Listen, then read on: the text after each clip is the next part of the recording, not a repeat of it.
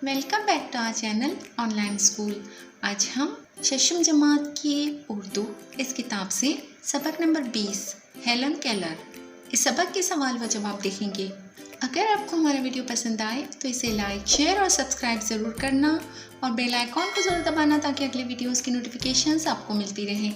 तो चलिए शुरू करते हैं। सबक नंबर 20 हेलन केलर सवाल व जवाब। पहला सवाल है, एक जुमले में जवाब लिखिए। उसका नंबर 1 है, हेलन केलर के वालिदैन के नाम क्या थे? तो उसका जवाब है, हेलन केलर की वालिदा का नाम केट और वालिद का नाम आर्थर था।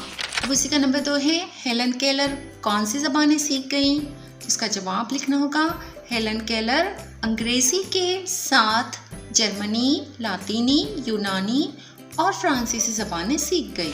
अब उसी का नंबर 3 है, हेलन केलर ने अपनी किताबें कौन से हरूफ की मदद से लिखी हैं? तो इसका जवाब है, हेलन केलर ने अपनी किताबें ब्रेल हरूफ की मदद से लिखी हैं। नंबर 4, हेलन केलर को दुनिया ने किस तरह याद रखा है? तो इसका जवाब लिखना होगा, दुनिया ने हेलन केलर की याद को जिंदा रखने के लिए मुख्तलिफ मुल्कों में उनके नाम पर शाहराहें बनाई, चौराहों को उनका नाम दिया गया और उनके वतन में उनका मुजस्समा नस्ब किया गया।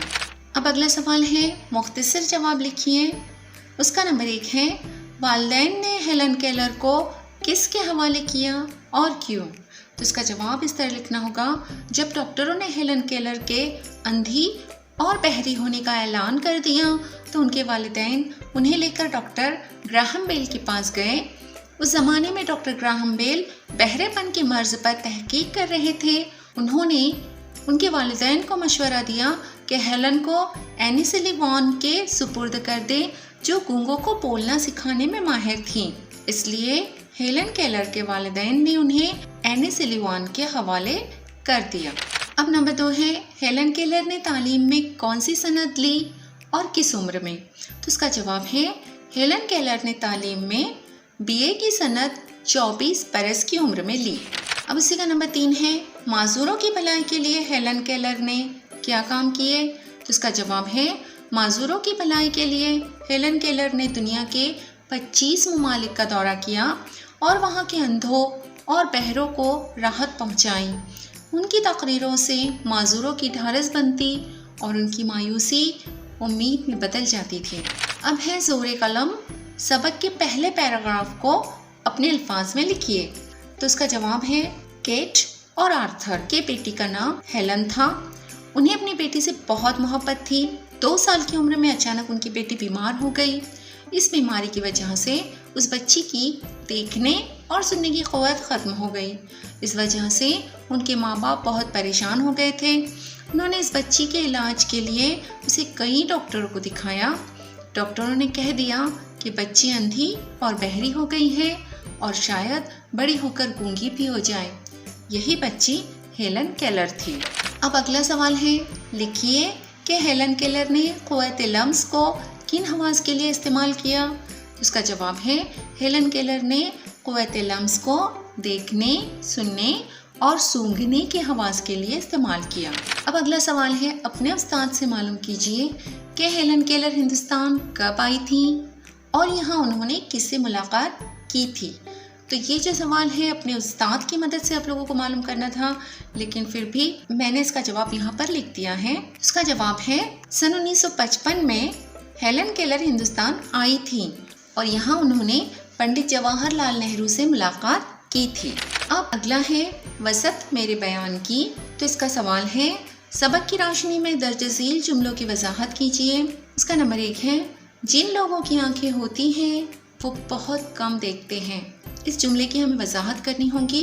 तो इसका जवाब इस तरह लिखा है मैंने, अपनी आप बीती में हेलन केलर ने एक जगह लिखा है कि कभी कभी वो अपनी सहेलियों का इम्तिहान लेती थी।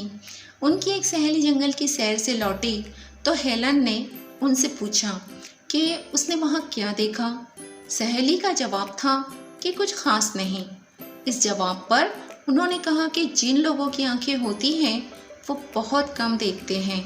जंगल में सैकड़ों दिलचस्प चीज़ें होती हैं, बहुत कुछ देखने और महसूस करने के लायक होता है, लेकिन आँख वाले सरसरी गुजर जाते हैं। अब इसी का अगला बयान है, क्या मुमकिन है कि कोई जंगल में घंटा भर घूमे फिरे और कोई ख़ास चीज़ ना देखे? तो इस बयान की हमें वजाहत करनी होगी। तो इसका जवाब है, हेलन केलर की सहेली ने जब ये कहा कि जंगल में उसने कोई ख़ास चीज़ नहीं देखी तो हेलन को बड़ा ताज्जुब हुआ। उसने कहा कि कोई शख्स जंगल में घंटा भर घूमे फिरे और उसे कोई ख़ास चीज़ दिखाई न दे, ये अजीब बात है। हेलन का ख्याल है कि जंगल में सैकड़ों दिलचस्प चीज़ें होती हैं। अब उसी का नंबर 3 है, इंसान अपनी सलाहियतों की कभी कदर नहीं करता। तो इसकी वजाहत इस तरह है, हेलन केलर ने अपनी आपबीती में इस ख्याल का इजहार किया है कि जिन लोगों की आंखें होती हैं वो बहुत कम देखते हैं। जंगल में सैकड़ों दिलचस्प चीज़ें होती हैं जिन्हें मैं छूकर पहचान लेती हूँ। मुझे इन चीज़ों को सिर्फ छूने से इतनी खुशी मिलती है तो उनकी खूबसूरती देखकर तो मेरा दिल बाग बाग हो जाएगा। लेकिन इंसान अपनी सलाहियतों को इस्तेमाल नहीं करता बल्कि नाकदरी करता है, क्योंकि इंसान उस चीज़ की आस लगाए रहता है जो उसके पास नहीं है। वो उन चीज़ों की कदर नहीं करता जो उसके पास हैं। अब अगला है, बात से बात चले। तो इसका पहला सवाल है, हम किन हवास की मदद से अपने अतराफ को समझते हैं? इन हवास के मुख्तलिफ कामों के बारे में गुफ्तगू कीजिए। तो ये जो सवाल है ये सरगर्मी वाला सवाल ही है। आप लोगों को इस सवाल पर डिस्कशन करना होगा, गुफ्तगू करनी होगी, इसलिए इसका जवाब मैंने यहाँ पर नहीं लिखा हुआ है, क्योंकि हम लोगों को पता है कि हम किन कामों के लिए अपने कौन से हवास इस्तेमाल करते हैं। जैसे आवाज़ों को सुनने के लिए हम कानों का इस्तेमाल करते हैं और चीज़ों को देखने के लिए हम आँखों का इस्तेमाल करते हैं। तो इसी तरह से हमारे जो 5 हवास खमसा हैं उनके मुतालिक आप लोगों को गुफ्तगू करनी होगी। अब दूसरा सवाल है, उस्ताद की अहमियत से मुतालिक कोई वाक़या मालूम करके अपनी जमात में सुनाइए। आप लोगों को कोई छोटा सा वाक़या मालूम करना होगा और अपनी जमात में सुनाना होगा।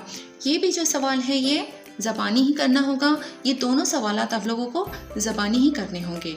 तो जैसे इस सबक में उस्ताद की अहमियत दिखाई गई है कि उन हेलन केलर के उस्ताद ने उन्हें कितनी अच्छी तरह से बोलना सिखाया, पढ़ना और लिखना सिखाया, जबकि वो सुन भी नहीं सकती थी और देख भी नहीं सकती थी। अब अगला है सैरबीन। इसका जो सवाल है वो है, हेलन केलर की ज़िंदगी पर बनाई गई फिल्म की सीडी हासिल करके जमात में देखिए। हेलन केलर की ज़िंदगी पर कई फिल्में बनाई गई हैं, कई लैंग्वेजेस में फ़िल्में बनाई गई हैं। तो आप लोगों को इनमें से अपनी ज़ुबान में जो फ़िल्म होगी, उर्दू या हिंदी में, आप लोग चाहे तो इसकी सीडी या फिर यूट्यूब पे सर्च करके भी आप इनकी फ़िल्म अपनी जमात में देख सकते हो। तो उम्मीद है आप लोगों को इस सबक के तमाम सवालात के जवाब समझ में आ गए होंगे। अगली वीडियो में फिर मिलते हैं। अल्लाह हाफिज़।